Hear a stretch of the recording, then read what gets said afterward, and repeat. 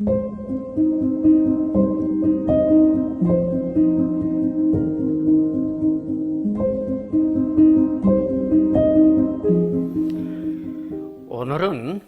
무슨 말씀을 드리려고 하면 마태복음 16장 18절에 있는 내가 이 반석 위에 내 교회를 세우리라.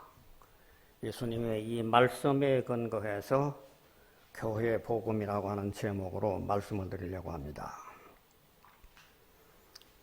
참 오늘날 이 세상에 많은 교회들이 서로들 자기가 각각 자기 교파가 옳다, 자기 교회가 옳다라고 하는 주장들 때문에 이 교회의 본질이 무엇이고 교회 개념이 무엇인가가 실종이 되어버린 그런 하나의 현실인 것을 우리가 느끼게 됩니다.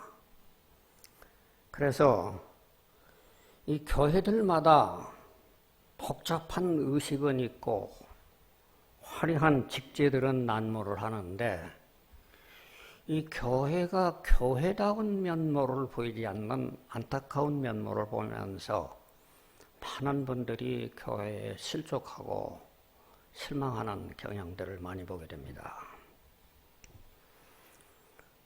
여러분, 우리가 잘 아시는 대로 이 카톨릭교에서 분리된 개신교들은 서로 자기 주장만 내세우면서 대립을 계속하고 또 개신교는 개신교의 생리를 따라서 분파들이 너무 많은 분파들을 계속 이어가고 있는 것이 오늘의 우리 현실입니다. 여기다가 이 최근에는 또 이단들의 난립으로 말미암아 우리들이 교회에 대한 인식을 더 희석시키고 있는 것도 부인할 수가 없습니다. 왜 이렇게 교회에 난리가 이루어지는 원인이 무엇일 것인 건가? 여러분, 많은 사람들이 이 교회의 본질과 교회의 개념에 대해서 설명해 보려고 하는 노력들이 많이 있는 것은 사실입니다. 그런데 교회의 본질이나 교회의 개념이나 교회의 정의를 성경에서 찾지를 않고 나타나는 현상 속에 있는 어떤 조직이나 정치 체제 안에서 교회론을 설명하고 있는 그런 조직신학 책들이 여러 개를 많이 봤어요.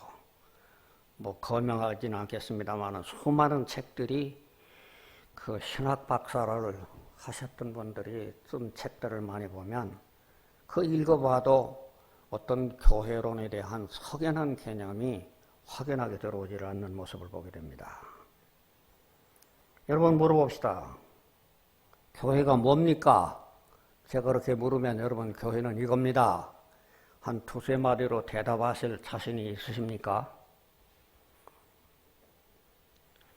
대답을 못 하신다면 그러면 교회를 모르십니까? 그렇지도 않잖아요. 여러분들이 교회를 모르는 것도 아니고 교회를 잘 아는 것도 아니고 교회를 뭐라고 얘기를 설명하라고 하면 참 교회를 설명하기가 매우 어려운 현실이 되어버려 있는 것이 말세의 현실이고 오늘의 현실입니다. 저는 왜 이렇게 교회가 혼란스러워져서 교회를 설명할 수도 없을 뿐만 아니라 교회가 교회라고 말하지도 못하는 오늘의 현실이 이르게 된 이 원인이 뭔가? 저는 두 가지 원인을 한번 생각을 해보려고 합니다, 오늘. 첫째는 왜 이렇게 교회가 교회의 본질이라는 개념을 어렵게 만들어졌냐라고 하면 두 가지 원인을 근본적으로 생각해 볼 수 있는데, 하나는 과거 2000년 동안 가운데에서 교회 지도자들이 잘못된 교회를 이끌어왔던 것이 근본 원인이고, 두 번째 오늘 설명하려고 하면, 그렇다고 하면 우리가 믿음의 근본인 성경에서 말하는 교회관이라고 하는 건 뭐냐? 이 두 가지를 오늘 말씀을 드리려고 합니다. 그 자체로 과거 2000년 교회 역사 속에서 이 교회를 혼란시킨 대상들이 누구냐? 2000년 교회 역사 가운데에서 교회를 혼란시킨 세력이 두 세력이 있습니다. 하나는 누구냐?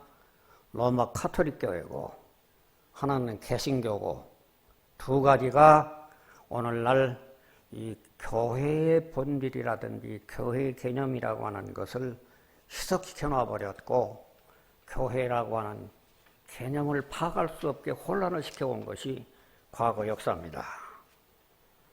로마 가톨릭 교회가 어떤 면에서 교회를 혼란시켰는가? 이 내용도 요약해서 얘기한다면 세 가지로 얘기할 수가 있어요.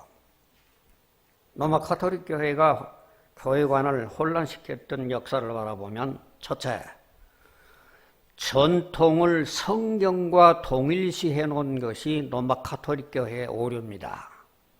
다시 말하면 가톨릭 교회는 큰 오류를 지은 것들이 교회 지도자들이라는 사람들이 어느 한 곳에서 모여서 토의를 하고 난 다음에 토의의 결정사항을 신조라고 하는 것으로 만들어 놉니다.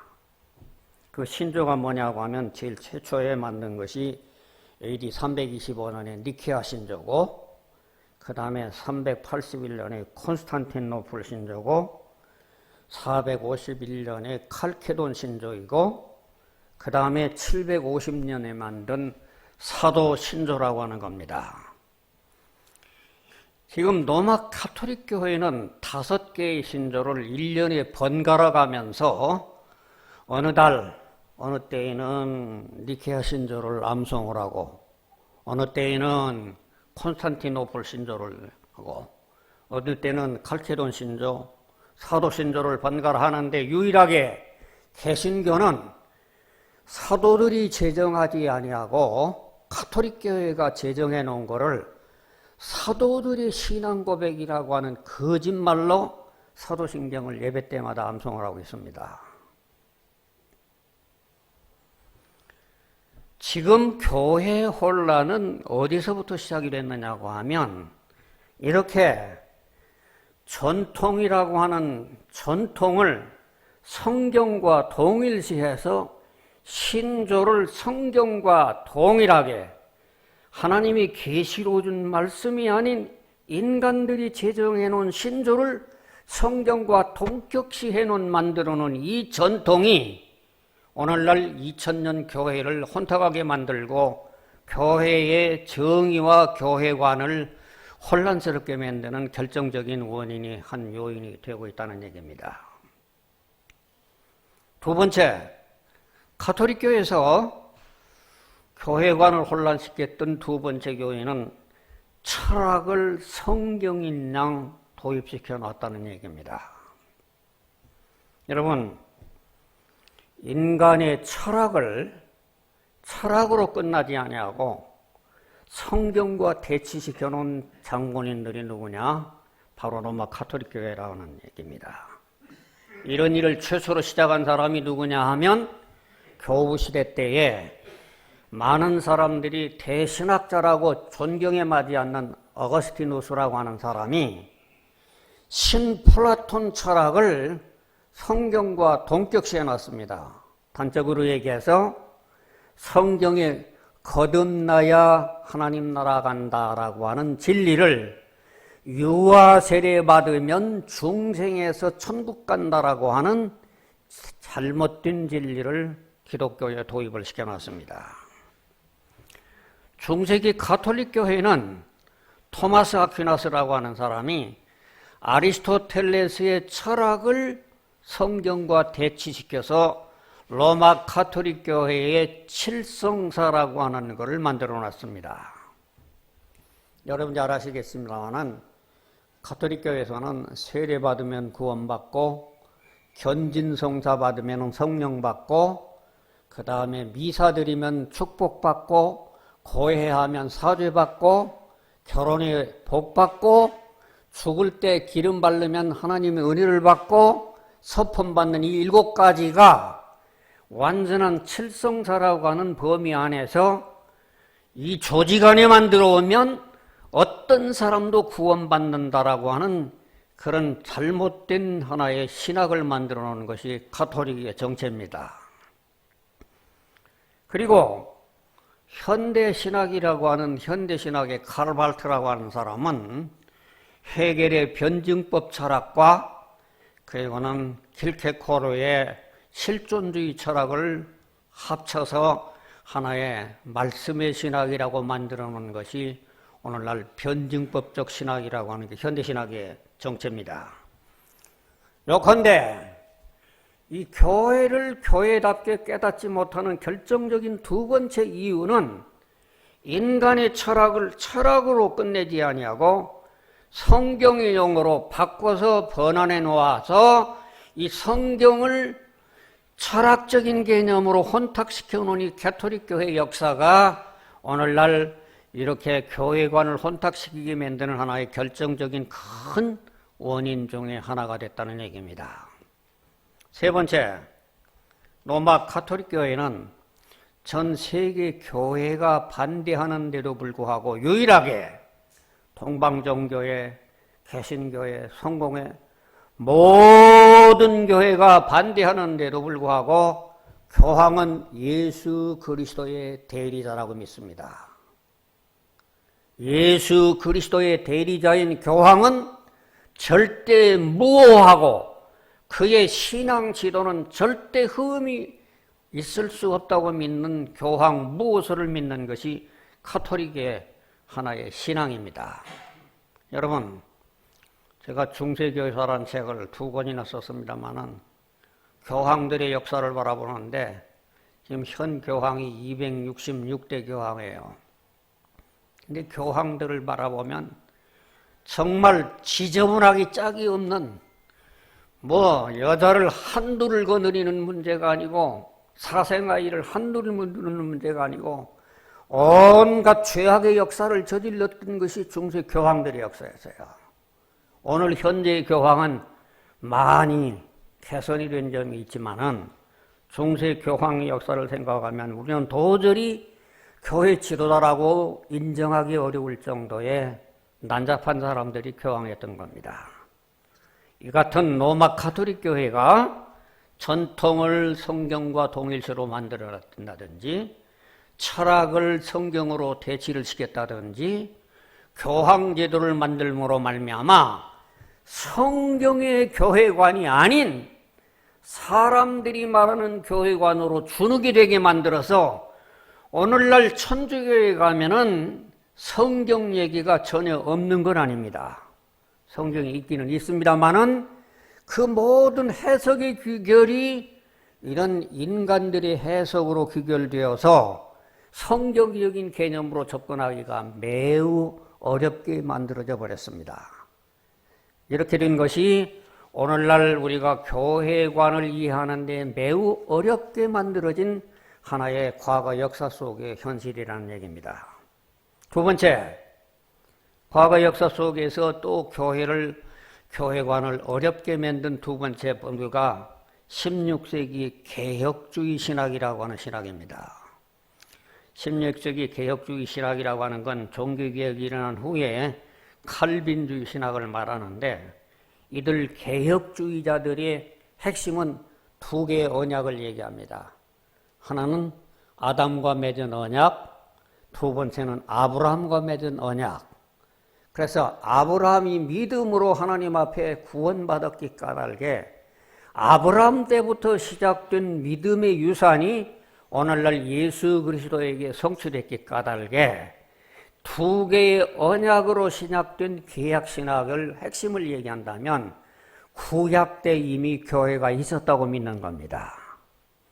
그래서 이런 교회가 구약에는 없었고 신약에만 있었던 성경적인 이 기록을 무시를 해버리고 구약 때부터 언약 신학에 의해서 교회가 있었다고 하는 이 개혁신학으로 말미암아 오늘날 교회 복음이라고 하는 것이 희석되는 역사를 오늘날까지 이어오고 있는 것이 개신교의 입장입니다.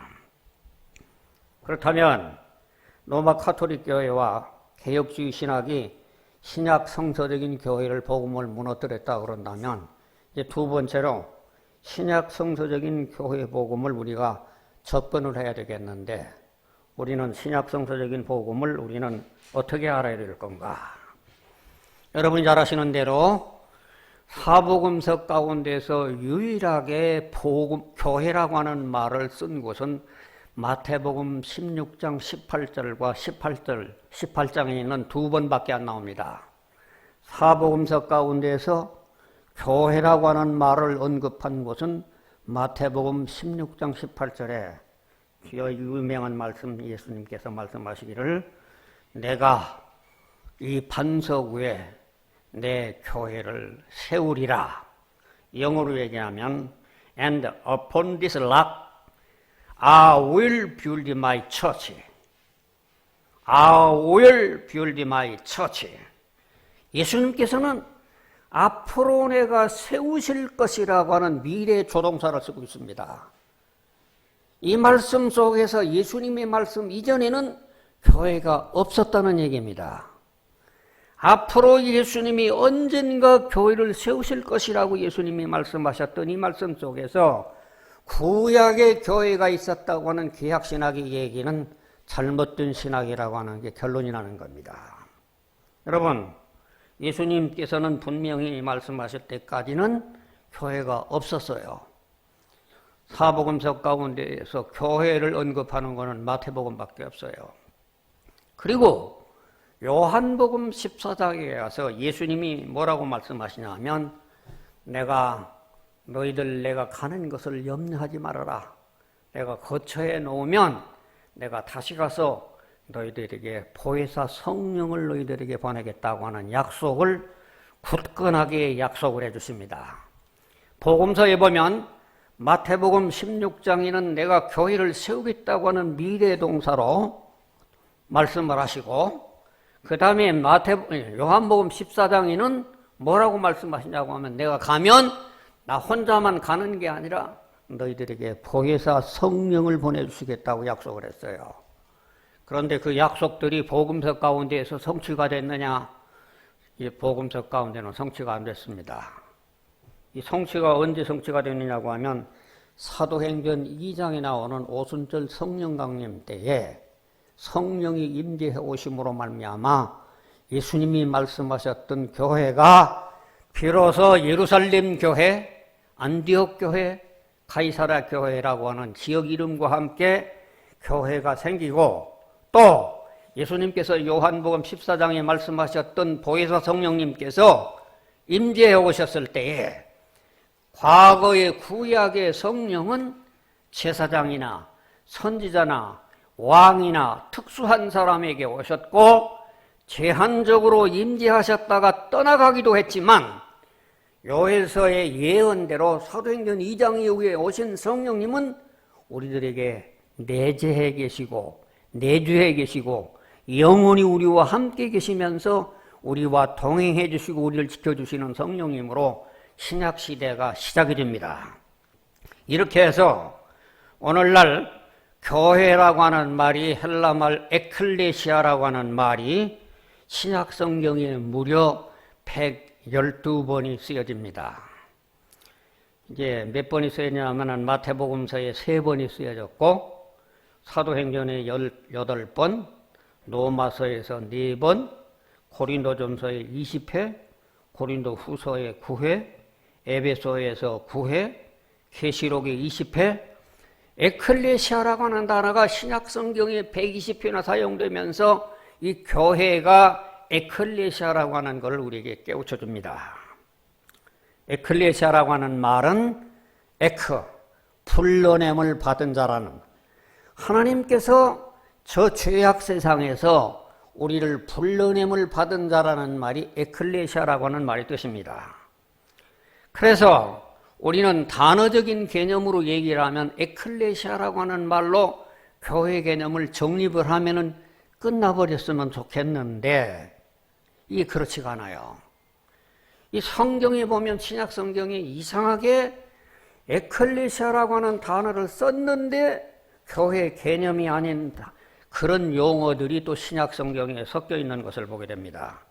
여러분들이 이 성경을 한번 찾아보시는 것이 도움이 될 것 같으니까 사도행전 7장 38절을 한번 찾아보겠습니다. 사도행전 7장 38절 다 같이 한번 같이 합독을 합니다. 시작. 시내산에서 말하던 그 천사와 및 우리 조상들과 함께 광야 교회에 있었고, 여기 사도행전 7장 38절에 보면 광야 교회란 말이 나와요. 여기 The Church in the Wilderness, 광야 교회. 내가 어떤 교회를 보니까 구약시대 때에도 교회가 있었다는 증거를 가지고 사도행전 7장 38절에 광야교회가 있었다고 얘기를 합니다. 그런데 이때 쓰였던 교회라는 말이 에클레시아라는 말이에요. 그런데 여러분에게 물어봅시다. 광야시대 때 출애굽 이후에 모세가 이스라엘 백성을 이끌어가는 광야 40년 가운데 교회가 있었어요? 없었어요? 왜 대답을 못해요? 그때 교회가 있었어요? 없었어요? 없었어요! 왜 대답을 확실하게 못합니까? 이 교회라고 하는 게 지금 말씀처럼 사도행전 2장부터 시작해서 성령님이 내주하는 것이 교회라고 그랬는데, 광야 시대 때에 성령님 내주한 사람이 있었어요? 없었어요? 없었어요.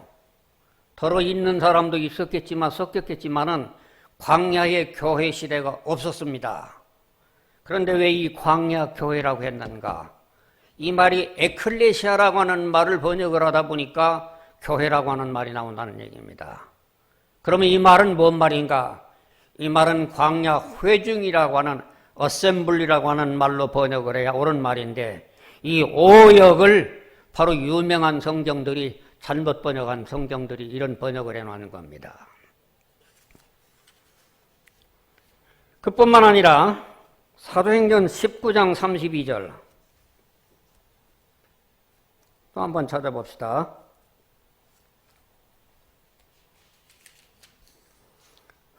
사도행전 19장 32절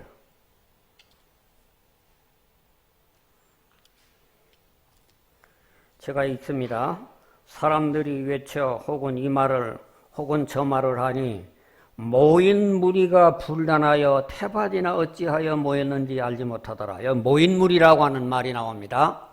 이 모인 무리라고 하는 말이 아셈블리라고 하는 말인데, 이것도 원문에 얘기하면 성경이 아셈블리라고 되어 있어요.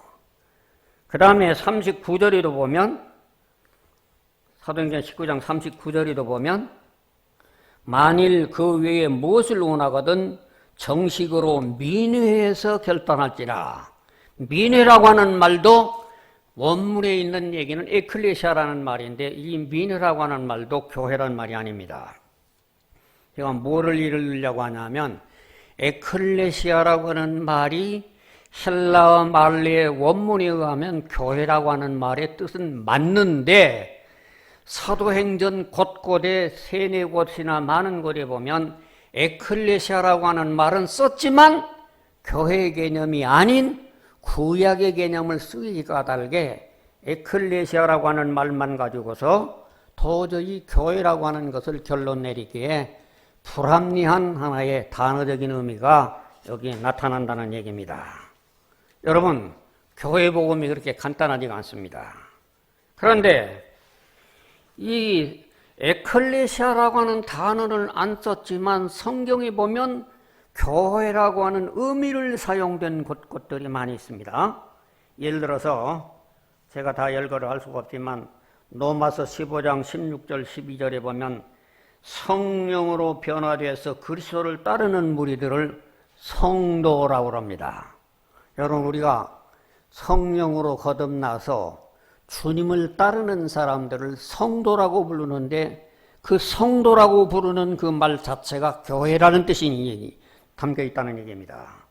또 마태복음 28장 19절에 보면 제자 삼으라라고 하는 제자라는 말은 자신의 길을 가지 아니하고 예수님의 길을 따르는 자이기 때문에 그도 거듭난 자를 의미하는 겁니다. 또 로마서 1장 1절에 보면 바울은 나는 주의 종이라고 얘기를 합니다. 주의 종이라고 하는 말은 자기의 존재의식을 포기해버리고 주님께 예속된 노예라고 하는 뜻으로 말하는 이 말이 교회라는 의미를 말을 합니다. 또 고린도 후서 6장 16절에 보면 하나님의 백성을 말하는데 나는 인간의 혈통이 아닌 하나님의 백성이고 하나님의 권속이라고 하는 의미로서 성경을 말을 합니다. 고린도전서 3장 16절에 보면 하나님의 성전을 말하는데 성도의 중심 속에 성령이 내주하시는 사람을 하나님의 성령의 전이라고 말을 합니다. 요한복음 3장 5절에 보면 성령의 사람을 말하는데 물과 성령으로 거듭난 사람을 성령의 사람이라고 말하는데 그것도 교회 개념을 말합니다. 또 고린도전서 6장 15절에 보면 그리스도 안에 한 몸이라, 이때는 그리스도가 머리가 되고 성도들은 몸의 각 지체가 된다는 뜻을 의미할 때 이때도 교회라는 의미가 되는 것이고, 고린도 후서 5장 17절에 보면 우리는 새로운 피조물이라고 하는 이 말 가운데에는 우리는 과거가 죽고 성령으로 새롭게 다시 산 존재라는 뜻도 이것도 교회라는 의미에 포함되는 얘기입니다. 또 요한복음 3장 15절에 영생 얻은 자를 교회라고 얘기합니다. 제가 열거하는 한 10여 가지 내용은 무엇을 의미하느냐고 하면 꼭 교회라고 하는 말은 안 썼어도 성경에 보면 다른 표현들 가운데에도 얼마든지 교회라고 하는 개념이 많이 섞여 있다고 하는 말씀을 드리기 위해서 이런 말씀을 드리는 겁니다. 또 성경 안에는 교회를 상징적으로 표현한 것들도 많이 있어요. 예를 들어서 사도행전 20장 28절에는 피로 사신 교회라. 이 말씀 속에 피로 사신 교회라고 하는 말씀 속에 교회 개념이 들어있고, 또 에베소 1장 23절에 보면은 교회는 그리스도의 몸이라 하는 이 말씀에도 역시 교회 개념이 들어있고, 에베소 3장 23절에 본다고 하면 그리스도께서는 교회의 머리가 되고 우리는 그의 지체가 된다는 이 말씀 속에서도 교회 개념이 들어있다는 얘기입니다.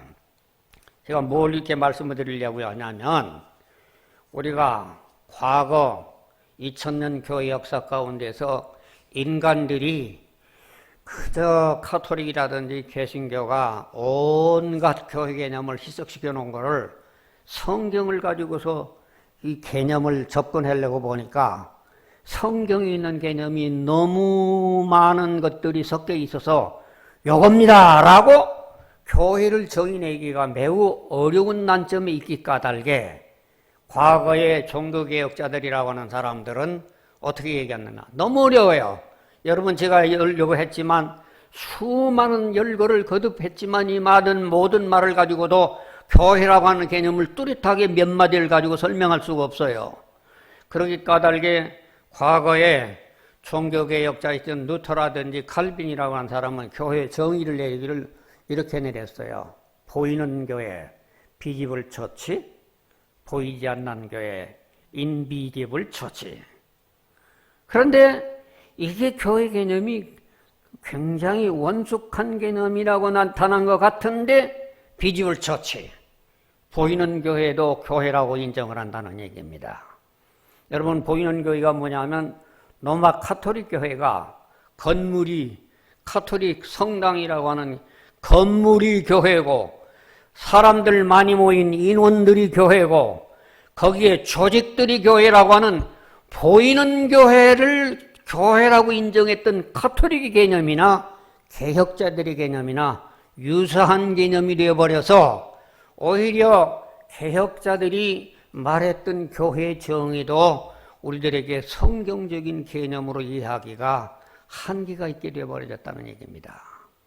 그러면 어떻게 해야 교회 개념을 우리가 이해할 수가 있을 건가? 저는 제가 2000년인가 2012년도에 제가 썼던 새교회사라는 책에다가 저 나름대로 제시를 했습니다. 제가 정확하게 맞는 건 아니어도 이렇게 혼란스러움으로 말미암아 모든 교회가 혼란을 겪고 있는 이때에 어떻게 하면 이 교회관이 좀 더 그래도 비교적 안정을 얻을 수 있는 하나의 종합적인 교회관을 만들어 볼 수 있는 방법이 뭘까?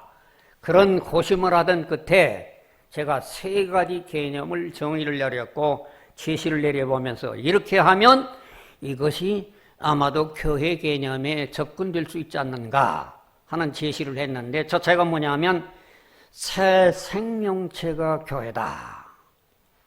이 말씀을 무슨 말씀이냐고 하면 앞서 말씀하신 대로 예수님께서 내가 장차 교회를 세우시겠다고 약속하시는 약속과 또 요한복음 14장에 보혜사 성령이 다시 오시마 약속하셨던 그 주체가 뭐냐? 주체가 뭐예요? 성령님입니다. 성령님. 여러분, 이 교회의 주인이 누구냐? 성령님입니다.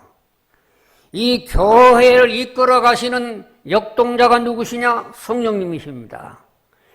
이 교회의 주인은 처음부터 중간부터 마지막까지 성령을 빼놓은 그런 다른 모든 개념은 그건 허수아비에 불과하고 나무막대기에 불과합니다. 그러므로 교회라고 하는 건 뭐냐고 하면 성령으로 거듭난 사람, 성령으로 거듭난 지도자, 성령으로 거듭난 성도들, 이게 교회지. 성령이 없는 교회만 출석하는 사람들을 교회로 인정하기에는 성경적인 개념에는 전혀 부합되지 않는다는 얘기입니다. 문제는 이런데도 불구하고 오늘 어떻습니까? 성령으로 거듭나지도 않는 사람이 신학교 가서 3년, 4년, 5년 공부하고 난 다음에 그러고만 신학교만 졸업을 하면 목사가 되고 교회 목회를 합니다. 또 뿐만 아니라 성령으로 거듭나지도 않는 평신도들이 교회만 오래 다니고 연봉만 오래 하고 헌금만 하면 집사가 되고 장로가 되고 권사가 되고 그래서 교회를 좌우질합니다. 이 성령이 떠나가는 있는 이런 교회들은 우리 주님이 함께 하시지도 않았지만 하실 수가 없습니다. 그러므로 이 교회가 뭐냐? 교회라고 하는 건 철저하게 사도행전이 말씀하는 것처럼 성령으로 거듭난 지도자, 성령으로 거듭난 성도, 성령으로 거듭난 모든 사람들이 구성되는 조직체라야 거기에 성령님이 역사하고 그게 교회지. 성령님 떠난 것은 그거는 교회가 아니다. 그래서 저는 교회 개념을 첫 개념으로 새 생명체라고 했습니다. 새 생명. 여러분에게 묻습니다. 여러분이 성령으로 거듭났습니까? 대답 못하시는 여러분들은 거듭난 교회가 아니고 여러분은 죽으면 지옥 갈 사람밖에 안 돼요. 정말 성령으로 거듭난 사람은 어떤 사람이냐? BC와 AD가 갈라졌기 까닭에 내 인생 어느 토막이 얘기를 과거에 내가 예수 믿기 전에 예수님 영접하기 전에는 내가 이런 사람이었고 이런 죄인이었고 이런 사람이었는데 어느 결정적인 계기에 예수님을 영접함으로 말미암아 내 인생이 달라지고 가치관이 달라지고 사생관이 달라졌다는 얘기를 1000번이고 100번이라도 간증할 수 있는 사람이라야만이 새 생명을 얻은 생명체라는 얘기입니다. 두 번째, 지역 공동체. 새 생명은 반드시 혼자서 살아가지가 않게 돼 있어요. 이 성경에 보면은 돌과 돌이 연결해서 건물을 만드는 것처럼 새 생명 받은 사람이 혼자서 각기약진을 하질 않아요. 이제는 각각 다른 성도들과 연결해서 잘났던 못났던 연결해 가면서 층층이 쌓여가면서 교회 건물을 완성해 나가는 것이 이게 교회라는 얘기입니다.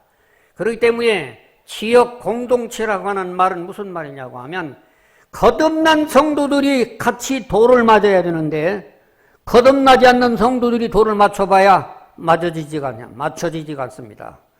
거듭난 성도들끼리라야만 이게 마주쳐져서 대화가 되는 거고 응결이 되는 것이고 교제가 이루어지는 것이고 보고 싶은 마음이 생겨지는 것인데 이게 성도들이 안 맞는 성도들이라면 웬일인지 이 돌이 이게 걸맞아 겉돌아야 돼.